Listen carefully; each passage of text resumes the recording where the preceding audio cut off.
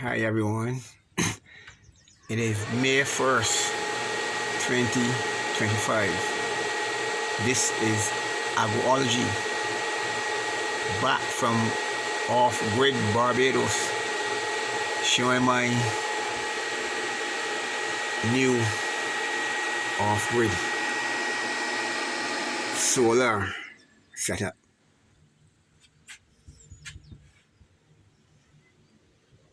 So let me get into it. But first, let me say that I am doing this video of my own free will and accord.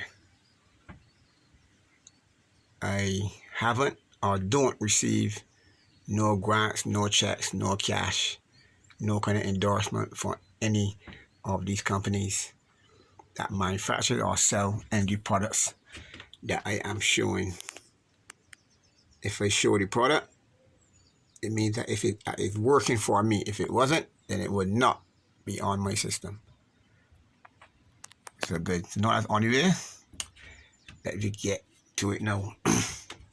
First, this is my TS MPPT 30 amp Morningstar charge controller. This is a TS 60 PWM, TS 60 PWM, and TS 60 PWM. They all have the same dip switch settings, and they have the same settings, which is the high voltage, low voltage, absorption, float, equalization, all the same. The only thing different about these, which I will tell you right now. Let's start. Now this MPPT is connected to 4 60 cell panels wired in series, with the negative and the positive coming in to this breaker, out to the controller, leave the battery section of the controller, comes to this breaker, out this breaker is negative and positive. If the negatives coming here and the positive coming here. That's it for the MPPT. Remember, 4 60 cell panels wired in series. With my PWM now, this is connected to 2 72 cell panels wired in parallel. So I'm using Y branch connectors, which you have 2 coming out and 1. Look like that, where the negative from one panel goes in to 1, and negative from the next panel goes in and come out with the negative. Then the positive of the next panel goes into 1, and the positive of the other panel goes in to the other, which remains with a 1 negative and 1 positive coming out, and it goes to this breaker. Out to the controller, leave the controller, and comes to this breaker, leave the breaker, and go to the negative and the positive. This here has its own 2 72 cell wired in parallel. This has its own 2 72 cell wired in parallel. So negative and positive here, negative and positive here, negative and positive here, negative and positive here. And then same thing here for the out. So all the, before you get to the controller, you go to breakers. Leave the breakers, go to the controllers. Leave the controllers, back to breakers, then leave the breakers. Bus bar, which is 1 2 3 4, 4 negative, 1 2 3 4 positive. So once all the accumulated now, this is a 1-aught welding cable that have all the connections, with the power for all the connections to come out, come down into this breaker. Then you leave this breaker here now, and you come to the positive, and you come to the negative. So if it was to shut this breaker off, the battery component of my system it all shut down all the charge controllers. Or if I'm working on individual charge controller, I can just look for the breaker and shut it off. So the R word, just all them is here. 1, 2, 3, 4. It's the same as 1, 2, 3, 4. Right. But for advice, if you plan to do any maintenance on your system, first, always shut down the solar. First, always. Like me, I give it about 10 minutes after that shut down. Then I go and shut down the battery section. That's what I do. So never ever shut down the battery first and leave your solar on. You can run into problems. Right, so that's how I do it. That's how I was taught to do it. And I will continue to do it like that. And you should too. Right, so if you're working on an individual controller, I will look for that controller, shut it down. So 1 is here, 2 is that, 3 is here, and 4 is this one. So I can never go wrong. Same thing down here.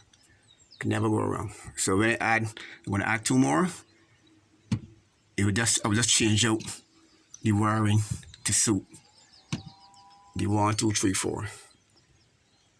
It's that easy. Right, so next part now we're going to look at is the inverter. Here, the positive, and negative comes out and it goes into a breaker here. Leave the breaker and then go up to the inverter. And your breaker is size according to your inverter.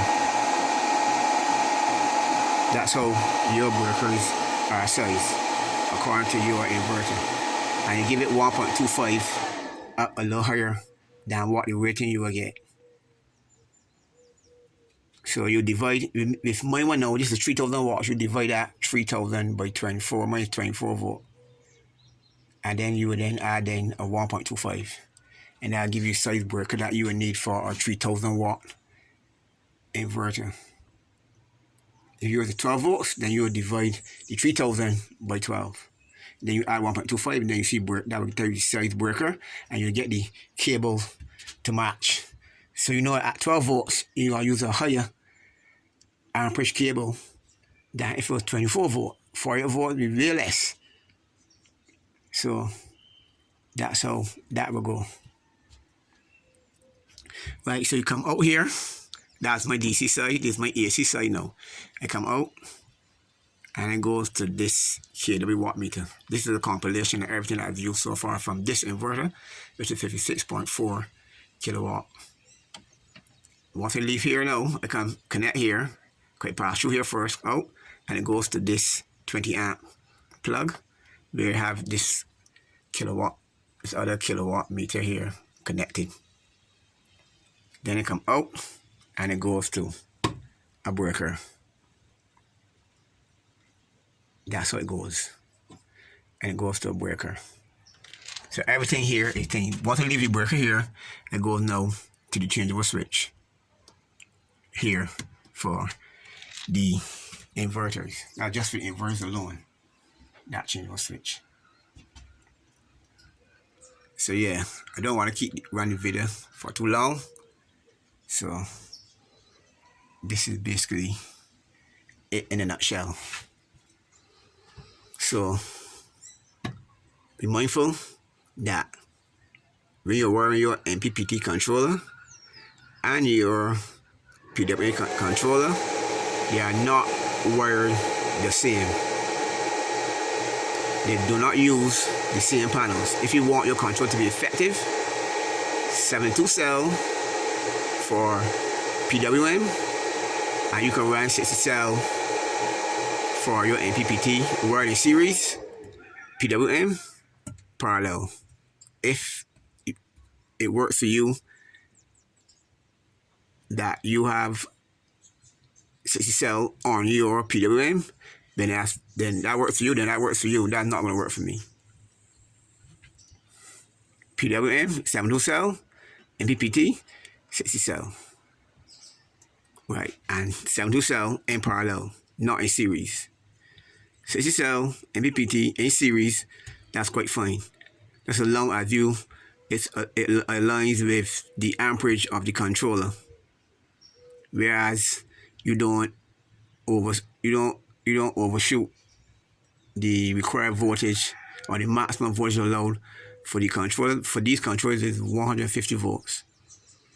So most I ever saw on this one was 141 volts. That's the reading I get at any day. That was the maximum I ever get, 141. And then that I get like 136, sometimes 138. The lowest I ever saw was 135 for the day. But 141 was the maximum. Not saying it won't go past 141, but 141 was the maximum I get. Right. And these here, 72 cell, wired in parallel, 60 amps. I can add about five 72 cell panels to these. Which I won't add 5 though. I mostly probably take about 4. But maximum, that's it. And that's 4 at 8 point something volts. 8 point something amps. 8 4 is 32. 40 amp breaker. Probably 60 amp breaker, probably max, but you gotta use the cable to match the breaker that you're putting in for this, which is PV cable. So yeah. So that's basically it. 72 cell in parallel, 60 cell in series. So that's it from me. Make sure all your system everything is connected to breakers. Every aspect, every part of this off-grid setup. So that's it from me. Off-grid, Barbados, Agrology, out.